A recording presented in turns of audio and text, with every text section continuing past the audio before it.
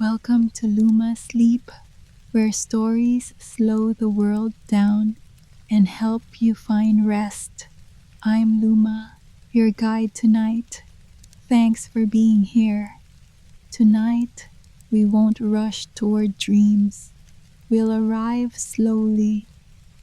You don't have to close your eyes yet, but if they're growing heavy, let them drift, like curtains drawn against a long day, like leaves turning themselves over in the breeze. Let's begin by finding stillness in the body, not by forcing it, just by allowing it. Notice the shape of your shoulders. Are they holding something? If they are, let them drop, just slightly. You've held enough. Let your spine soften. Let your jaw rest. If you're lying on your back, let your arms fall gently to your sides. If you're curled on your side, tuck your knees closer, as close as you like. You are safe here. You are allowed to take up space and still be held. Now bring your attention to your breath, not to change it, just to feel it move. Inhale gently, exhale slowly. There's no rush to the rhythm. It's like the tide. It knows its own way. Each breath in is a gathering. Each breath out, a release. And perhaps, as you breathe, you begin to feel the weight of the day sliding off your body. The conversations, the decisions, the small ways you bent yourself to meet someone else's need. They can wait. They're not needed here. Here, there is only softness, only the sound of this voice folding itself around you like a blanket.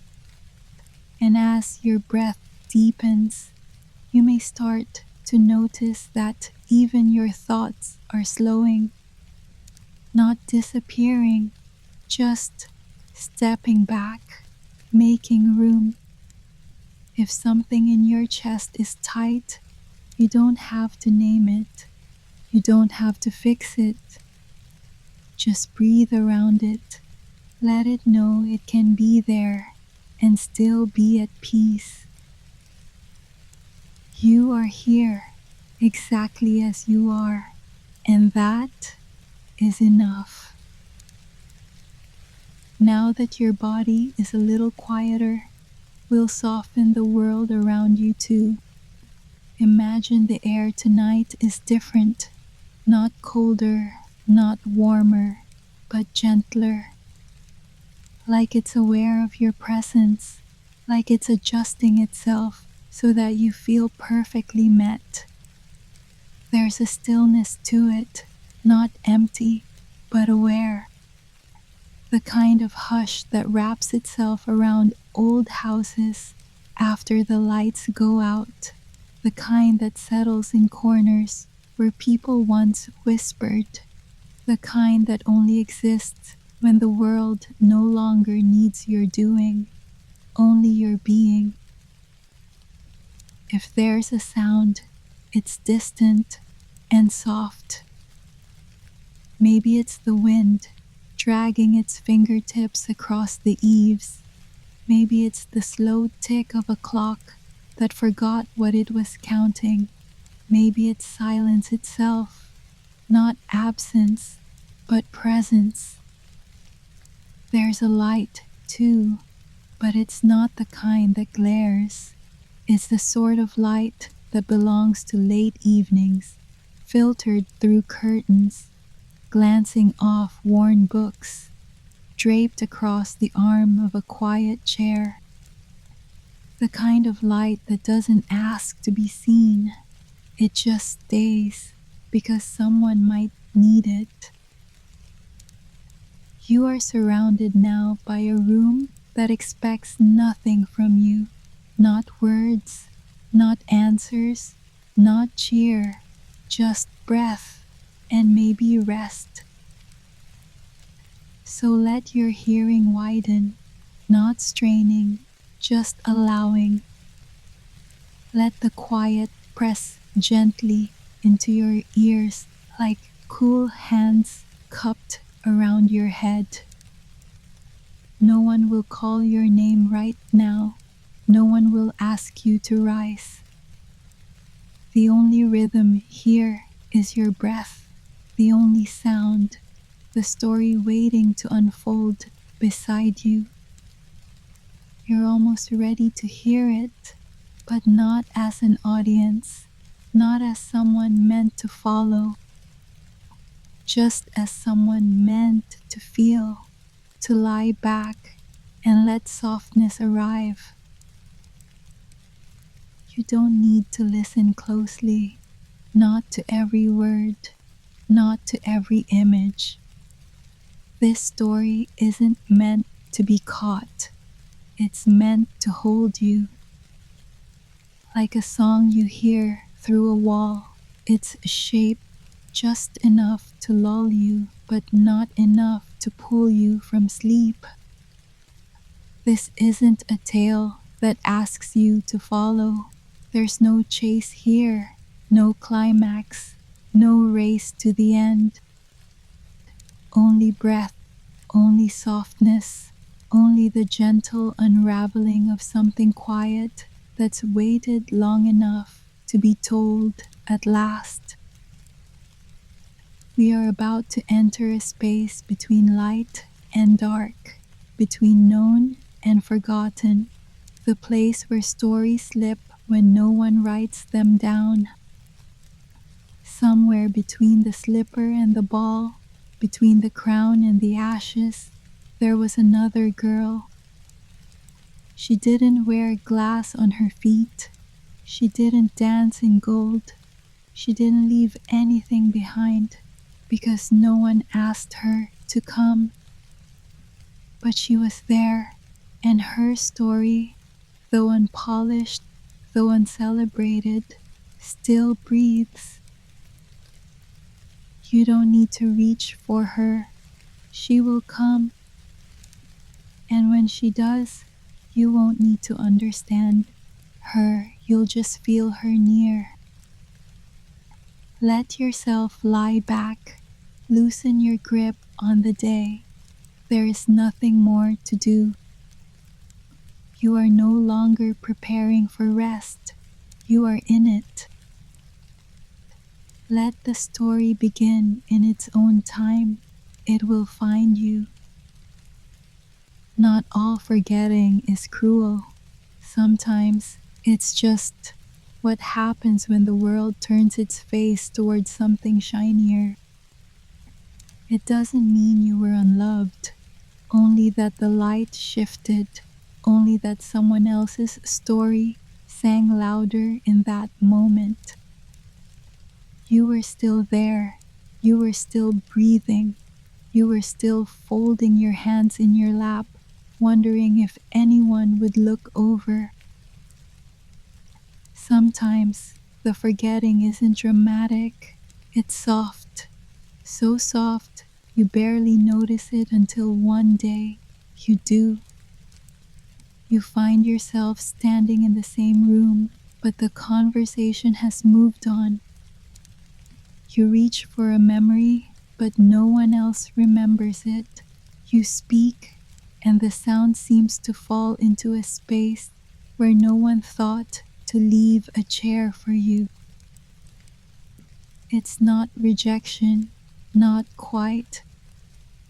It's more like you've been placed on the shelf just above reach, not out of spite, but out of habit. And still, you stay kind. You keep showing up. You refill the cups. You notice when someone's hands are cold. Even when your name isn't spoken, you remember theirs. There's a kind of ache in that, a gentle, persistent one, not loud enough to demand care, but deep enough to change the way you carry your shoulders, the way you enter a room, the way you smile when you know you won't be seen. It's not easy to live in the space between memory and meaning, to be the part of the story that's there, but never underlined. But you do it, and that quiet endurance, it is not weakness. It is the strength of those who keep holding the thread, even when they're no longer named in the pattern. There is an ache that doesn't announce itself. It doesn't sharpen or scream. It simply lingers, like perfume in an empty room, like the shape of a handprint on glass long after the fingers have gone. It's the ache of being near the story, but never inside it. You were there, in the same house, under the same roof, listening to the same music echo through the halls. But the story didn't hold your name. It didn't wait for you. It didn't turn its pages in your direction. And so you learn to read between the lines, to live in the footnotes, to find beauty in the margins. You didn't wear the gown, but you swept the room where it hung. You didn't try on the slipper, but you dusted the shelf where it was kept. You didn't ride in the carriage, but you packed the bag, tied the ribbon, pressed the lace. You watched from behind the curtain, not bitterly, just quietly. Not because you weren't enough, but because someone else was louder, brighter, more clearly drawn. And you began to wonder if presence was only real when it was acknowledged. But even in the stillness, you were there. You were always there. Folding sheets with care, noticing when the rain came in sideways, closing the window no one remembered to shut. The world forgot, but the silence did not. And neither did the story itself. It just needed the right moment to pause and turn gently back. Some stories are not born in trumpets. They don't arrive wearing crowns or glittering shoes. Some stories grow slowly, beneath floors, behind curtains, beneath the rhythm of louder voices. They wait through seasons, through celebrations not their own. They wait through birthdays that pass without candles, through rooms where they're only needed when something is missing. But even in waiting, they are breathing. And one such story waits tonight. It isn't the one of magic spells, of transformation and reward. It isn't the tale of triumph. It's the one just outside it, the one that was passed over because it didn't glitter when turned to the light. It belongs to a girl whose hands have known warm dishwater, who knows which stair creaks and which doorknob sticks in summer. She's not bitter, she's not cruel, she's not a lesson to be learned. She's just forgotten, and she has stayed quiet for long enough. Tonight, she will be remembered, not by the kingdom, not by the court, but by you, by this stillness, by this softness we've made together. The story is shifting now, not changing, but revealing. The slipper remains, the ball still turns, but now we step into the shadows just behind them, where she lives, where she breathes, where she waits, not to be rescued, but to be seen. Her name was Isolde, not loud in the mouth, not quick to remember, a name that felt more like breath than sound, a name that always arrived just after the door had closed. This morning, she is kneeling in the garden, not to admire, not to harvest, just to be near it. The air is cool, but not unkind. There's a softness to it, the way mist softens edges, the way fabric worn too long becomes velvet. Her hands are stained with soil, not carelessly. The dirt has found its way into the lines of her palm like something being written. She is lifting small stones from the edges of the path. Some have sunk deep, others lie like loose thoughts waiting to be kicked. She turns one over. Its underbelly is darker, damp, and carries the smell of old rain. She doesn't flinch. She doesn't rush. She just notices. A few feet away, a small patch of herbs fights its way through the gravel. Sage, or maybe thyme. She runs her thumb over its leaves, crushes one gently between her fingers, brings it to her nose. She doesn't need to name it, only to know that it's there. Somewhere in the house, a door slams, a voice rises, sharp and theatrical. But she stays, knees in the dirt, eyes on the leaves. The garden is not beautiful. The vines have grown too long, and the lavender is going gray at the tips. But there's something here she trusts. A rhythm. She doesn't call it peace. She doesn't name it anything. She just returns to it. There is no script for this morning, no task list, no story arc. Only the sound of breath, the weight of stone, and a girl whose name lingers just beneath the silence. Inside, the house was already humming, not the kind of hum that soothes, the kind that crackles. Raised voices echoed up the staircase, doors swung open and shut, heels tapped across wooden floors in impatient rhythm.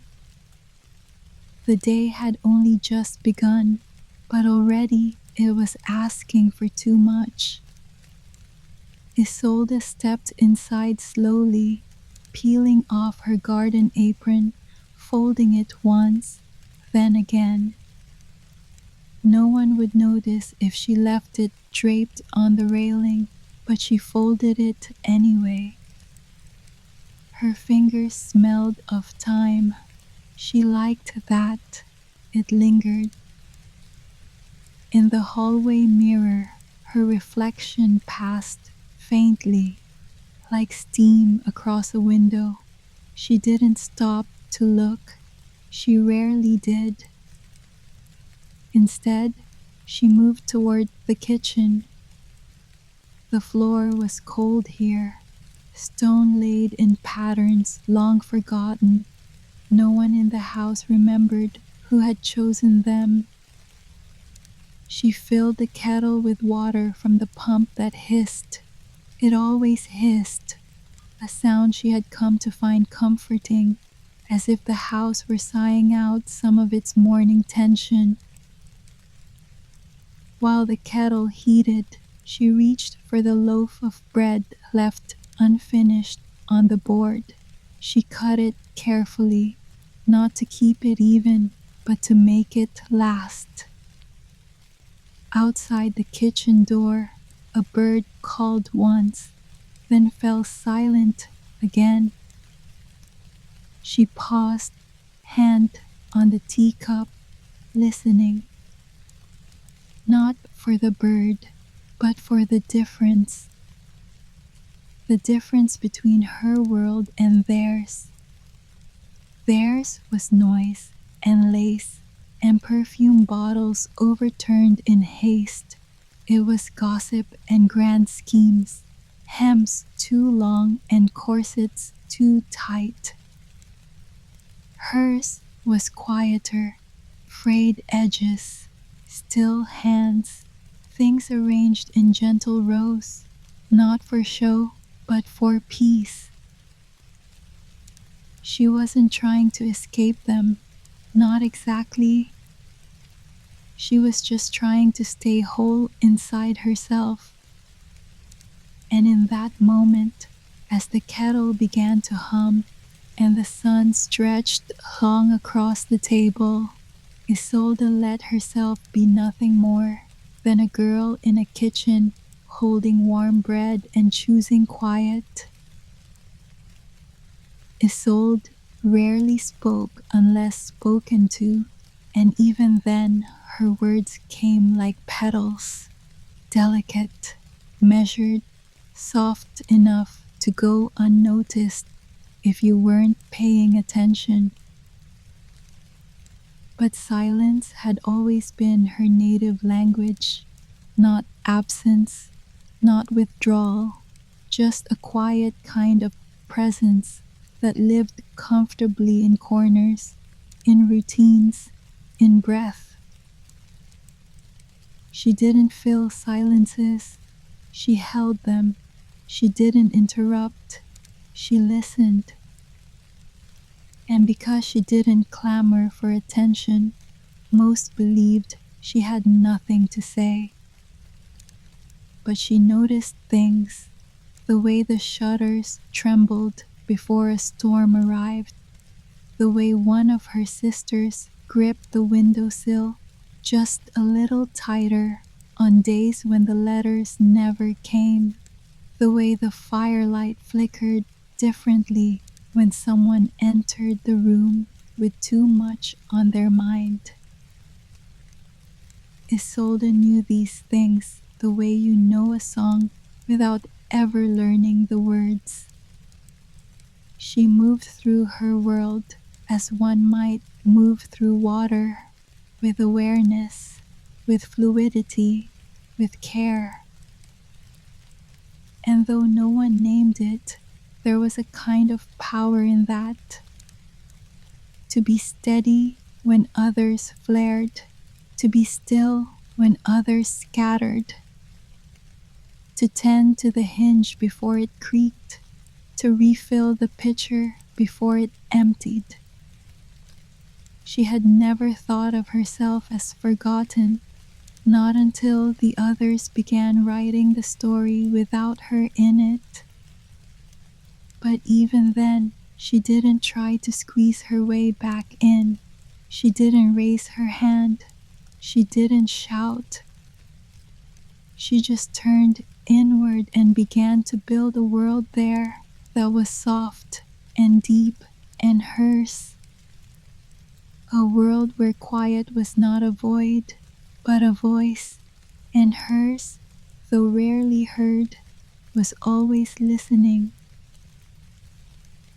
It came on a Thursday, late morning, just as the sun had crested the roofline and the dining room filled with the slanted hush of light passing through lace curtains.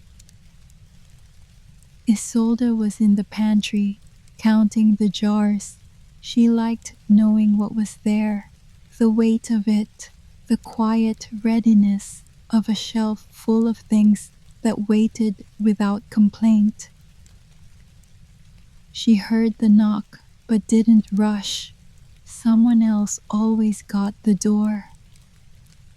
Then, voices, high, urgent, rising, her sisters, both at once, shrieking, laughing, exclaiming. The sound rattled the chandelier. The kettle she'd left on the stove began to whistle, but no one turned it off. She stepped into the hallway just as the paper was lifted high, danced in the air like a spell, passed from hand to hand. A royal seal, a summons of sorts, a ball at the palace, all eligible young women invited. The word sparkled, though the paper itself did not. Her sisters fluttered like ribbon caught in wind, already imagining silks and gloves and golden lights pouring down from high ceilings. They didn't read it aloud to her. They didn't need to. Isolde already knew what it said. She stood quietly in the threshold, watching them spin, hair unbrushed, slippers kicked carelessly to the side, voices breathless with possibilities. They didn't look at her, not out of cruelty, simply because they were full of images and gowns and imagined conversations in candlelight. And she was just a girl in the hallway, dust on her skirt, fingertips smelling faintly of thyme. She turned, walked back to the stove, and turned off the kettle. The whistle faded slowly, and in its place, a silence more honest than applause. Isolde didn't speak during the preparations. She didn't offer opinions. She wasn't asked. Instead, she made herself useful, fetching scissors, mending torn seams, pressing creases into ribbon that had been folded too long in drawers. She was quiet, but not invisible, not to herself. Late that afternoon, when the house had risen to a fevered pitch, she climbed the back stairs to the attic, the one place no one ever followed. It smelled of dry wood and old fabric. Sunlight poured through the narrow window in long gold bars, touching dust motes that moved like breath. In the corner, beneath a sheet, was her favorite chair, small, worn, the fabric faded where her fingers had once traced it, years ago when she still read aloud to the mice. She pulled it closer to the window, sat, tucked her feet beneath her. Beside the chair, a low table, and on it, a plate, white, with a rim of tiny blue flowers. It had been hers since she was small, not because it was given, but because no one else wanted it. She wiped it clean with the hem of her dress, placed it carefully on her lap, and from her apron pulled 3 slices of an apple she had peeled that morning. They were browning now, but still sweet. Each slice, a ritual, each bite, a pause between the noise of the world and the quiet of her. She didn't wish for the ball, not the dancing, not the prince, not the golden chandelier. She only wished someone had turned to her and asked, "What will you wear?" Not because she needed to go, but because she wanted to be considered. That night, When the moon rose behind the chimney stacks, Isolde sat in her attic chair, the blue-rimmed plate balanced in her lap, and let the sound of celebration swell beneath her like music she didn't need to know the words to. Some longings don't need fulfillment, they only need recognition. Isolde never pictured herself in glass slippers. She didn't dream of dancing beneath chandeliers or catching the eye of royalty. But she dreamed, in her quiet way, of being part of the imagining. She dreamed someone would pause while listing off fabrics and colors and say her name, not out of obligation, just inclusion. But no one did, and so she folded lace, hemmed sleeves, set tea beside mirrors, left steaming by hurried breath. In the smallest drawer of her desk was a scrap of blue linen she had tucked away months ago, frayed at the corners, soft as memory. She brought it out that evening, not to wear, just to hold. It was the kind of blue that reminded her of shadows under snow, of twilight skies before the stars arrived. She pressed it to her chest and sat beside the attic window, watching the carriage pull away. The wheels left grooves in the road, a path she would not follow. The lanterns flickered once and were swallowed by distance. She stayed at the window a while, even after they had gone, even after the road fell still. Then she laid the fabric across the back of the chair, as if setting something down she had never really meant to carry. She did not want the ball, but she would have liked the invitation. Just the question, just the door opened wide enough for her to choose. But no one asked, and so, with her own quiet dignity, she answered anyway. She turned from the window, lit a single candle, and walked slowly down the stairs to her own night. When the carriage disappeared into the night, the house did something strange. It exhaled. Not a gasp, not a wail, just a long, quiet sigh that slipped between the floorboards and settled in the corners. The kind of breath a space takes when it's finally left alone. Isolde stood in the hallway, one hand resting on the stair post, the other brushing the side of her skirt. The silence that followed was neither heavy nor cold. It was familiar. She turned slowly toward the kitchen. The lamp still glowed on the counter, the wick low, the oil sweet.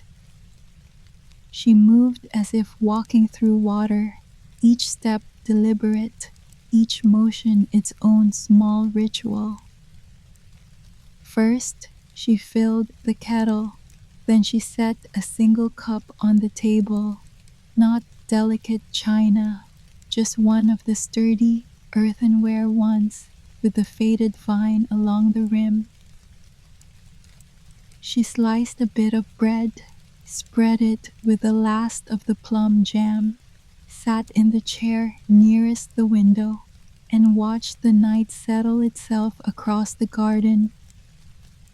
The room felt bigger without voices to fill it. The clock ticked in the parlor. Somewhere, a branch tapped against the pane. but otherwise, stillness, not loneliness, not quite. She had made a kind of peace with nights like these, nights where no one asked anything of her, where she could move at the pace of breath, where the only eyes on her were her own. As the water began to steam, she wrapped her shawl tighter around her shoulders and leaned back in the chair, feet tucked beneath her, a little island of warmth in a sea of wooden quiet. She did not wonder what was happening at the ball. She did not imagine fireworks or lost shoes or glances exchanged beneath chandeliers. She imagined the way the spoon felt in her hand, the sound of her own breathing, the way the light pooled in the bottom of the cup just before the tea cooled. After tea, Isolde went to the hearth. She knelt on the rug that had grown thin in the middle, gathered kindling from the basket, and laid the fire with care, as if someone would be watching. But no one was. She lit the match slowly, watched it bloom, touched it to the crumpled paper, then to the wood. The flame caught, whispered upward, and began its gentle work. She sat back on her heels, arms wrapped around herself, letting the warmth reach her face, her legs, the tips of her fingers. In the firelight, the room changed. Shadows stretched themselves across the walls. The table glowed softly, and the teacup on the counter caught the light like a small, satisfied sigh. She wasn't lonely. She wasn't sad. She was present in a way she hadn't been all day. The fire crackled. The logs shifted. She leaned closer. On the mantel above the hearth, a small brass figurine stood alone. She'd always liked it. A bird, mid-flight, wings spread, tarnished at the edges, bent slightly at the tail. She reached up, gently turned it to face the fire, and smiled. She didn't need music. She didn't need gowns or masks or chandeliers. She needed this flickering warmth, this softness, this hour that belonged to no one else. She pulled a cushion from the armchair, placed it on the floor, and curled up beside the fire, cheek against the fabric. And there, as the night deepened and the house fell into true stillness, she let her eyes close, not in sorrow, not in longing, but in something quieter, something like peace. Somewhere in the world, music played. It floated over candlelit floors, carried by stringed instruments and silver flutes. It pulsed beneath laughter, and glances held a moment too long. But none of that reached Isolde's ears. Her music came from elsewhere. It rose from the rhythm of the fire, the soft shift of wood as it settled into ash. It hummed in the way the wind curled around the windowsill, the hush of her own breath moving slowly in the warm cradle of night. She imagined a waltz not meant for ballrooms, but for kitchens, for quiet girls in soft slippers who danced only when no one was watching. She didn't rise, she didn't spin. She swayed gently, just once, shoulders curling slightly, head tilting toward the flames, a private nod to a melody only she could feel. She saw herself then, not as she was reflected in mirrors, but as she existed here, firelit, gentle, full, not a silhouette, not a background character, a girl with breath and rhythm, with dreams that did not require rescue. She rested her hand against the floor, felt the warmth beneath her palm, and imagined it as a pulse, the house, the night, the moment all beating with her.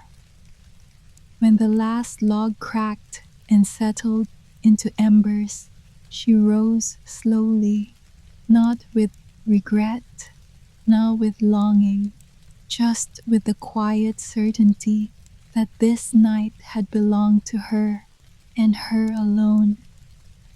She blew out the candle. The room dimmed, and her heart, soft and steady, matched the silence, beat for beat. Morning came quietly, as if it knew not to announce itself too loudly. The house was still, but not peaceful, the kind of stillness that follows disappointment, thick, muted, a little sharp around the edges. Isolde rose early. Her shawl still smelled faintly of smoke from the night before. She wrapped it around herself and stepped barefoot into the hallway. The air was cold, colder than it should have been. She padded softly past the staircase into the parlor.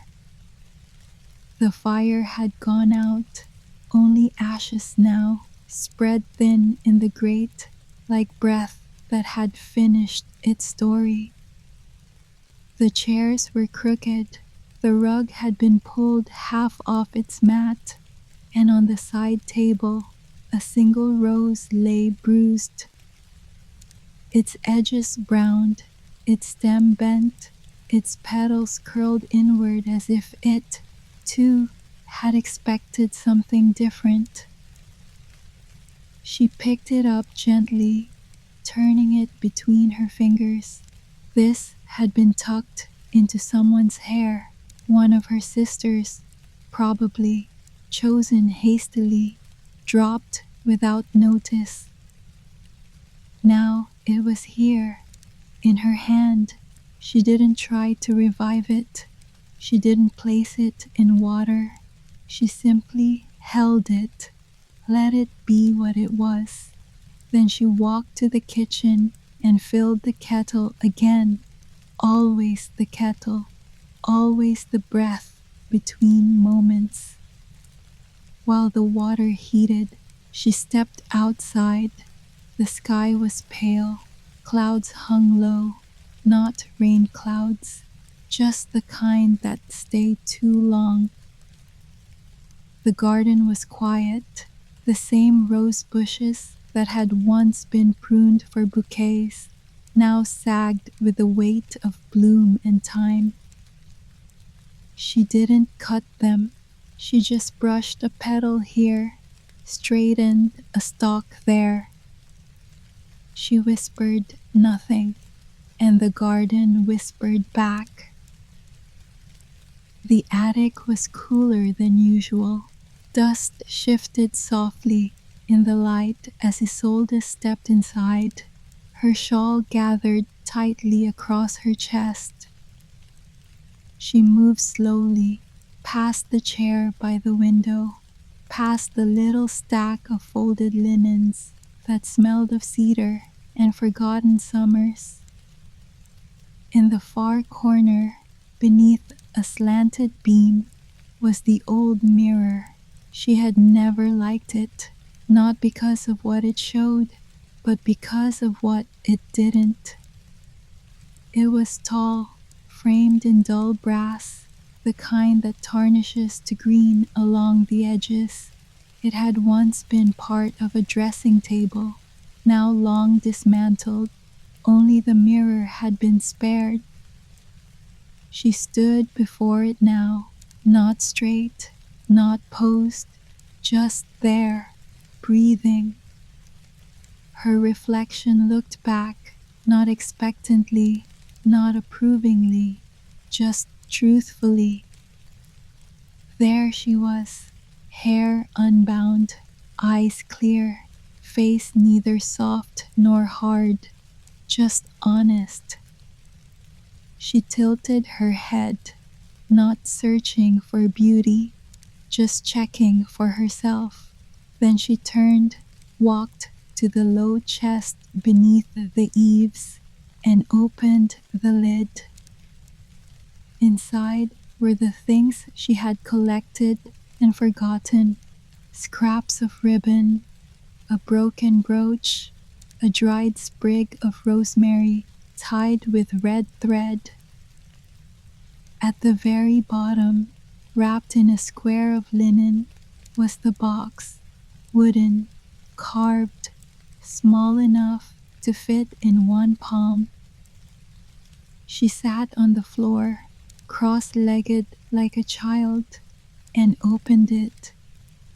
Inside, a folded paper, creased many times. She unfolded it gently. On it, in her own hand, was a single word: here. No date, no context, just the certainty that at some point she had needed to remember that she existed. Not later, not in some imagined future, but here and now. She refolded the paper, tucked it back inside, closed the lid. She didn't cry, she didn't sigh. She simply rose, brushed the dust from her skirt, and stepped back toward the light. The day unfolded as days do when nothing remarkable is expected. The tea was warm, the broom was waiting, the list of things to mend was long, but not urgent. Isolde moved through the house as she always did, with the care of someone who knows every creak in the floor, every draft beneath the sill, every dish that wobbles just slightly when set down. But something inside her had shifted, not dramatically, not like thunder, more like the slow tilting of sunlight across a wall, something quiet but undeniable. She no longer moved as someone trying not to disturb. She moved as someone who belonged to the space around her. She passed the mirror in the hallway and glanced, not to check, but to greet.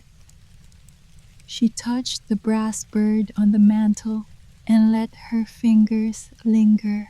In the kitchen, she hummed softly, not to fill the silence, but to walk alongside it. No one asked her about the ball. Her sisters returned with stories and sighs and dresses needing repair. They did not ask what she had done because they assumed it was nothing. But she had done something, something lasting. She had claimed a night and made it her own. She had sat by a fire and been more than background. She had danced, if only in breath. She had said, in every motion, I am here. Not loud, not bold, but clear. And the house, which had always overlooked her, now seemed to turn slightly, as if listening, as if aware that the girl who passed softly through its rooms was not waiting to be written into the story. She was the story. She always had been.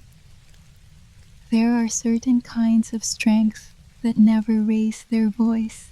They do not announce themselves in grand entrances or glittering words. They reveal themselves in repetition, in patience, in the things no one sees but would miss if they were gone. Isolde's strength was this: the curtain re-hemmed before it tore, the cupboard hinge oiled before it could creak, the cup placed quietly by a sister's bed on the night she returned without the prince. No one thanked her. She didn't need them to. Her sense of purpose did not come from praise. It came from the simple, steady knowledge that when she moved through the house, things held together. And lately, that strength had deepened, not grown louder, just more rooted. She no longer performed her tasks out of habit. She did them as ritual, not for approval, for presence. To slice bread with care was to say, I exist. To fold sheets into even squares was to whisper, I belong. She no longer looked to the mirror for proof. She looked to the warmth in her chest when she lit a fire before the cold arrived, to the way the door latched just right because she had repaired it with her own hands. There was power in that, not the kind that opens doors to ballrooms, the kind that opens a life and says, I made this gentle. And perhaps somewhere beneath the surface, the house began to shift too. The boards no longer groaned under her steps. The curtains fell more gracefully. The light reached her corners with a little more eagerness, as if the home itself was learning to notice the girl who had always held it together. Isolde took to walking in the garden just before dusk, not every day, only when the air turned a certain way, cool and forgiving, as if the world itself had tired of holding its breath. She didn't wear gloves, didn't carry a basket. She simply walked, bare palms brushing tall stalks, fingers lingering along fences and frayed blossoms. The rose bushes were wild now. No one trimmed them. No one expected them to look polished anymore. She liked them better that way, free to sprawl, to fade, to burst open and fall apart without ceremony. The path curved gently near the back wall, where ivy climbed in loose, thoughtful shapes. Here, she always paused. The stone bench beneath the cypress tree was cracked at one end, but it still held her. And so she sat, let her shawl slip from one shoulder, tucked her legs up like she had as a child.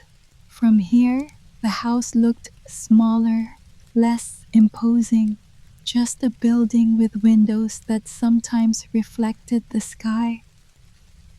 She looked up. The clouds moved slowly, as if reluctant to leave. Birds shifted from branch to branch, not in flocks, but in pairs.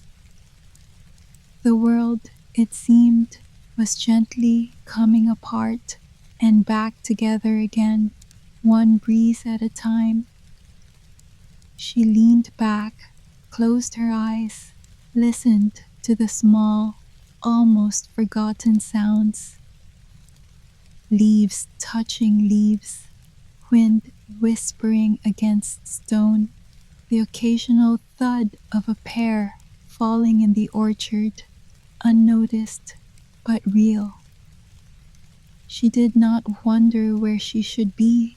She was here, exactly here, breathing in a garden that had never asked her to sparkle, only to come. Evening came softly. It didn't spill in or shout. It crept across the grass like a sigh, touching every petal, every worn stone, with that muted grace only dusk knows how to carry. Isolde remained on the bench, still as sculpture, not because she was hiding, but because she had nowhere else she needed to be. The bench was cool beneath her. The air smelled of turned soil and fennel. The garden around her was not tidy, and she was not disturbed by that. Once, she might have tucked stray leaves back into the beds. Once, she might have tidied, but now, she let things rest as they were. A little unruly, a little worn, but alive. The light dimmed further. She could no longer see the edges of her shawl. Her hands disappeared into the shade, like thoughts settling into sleep.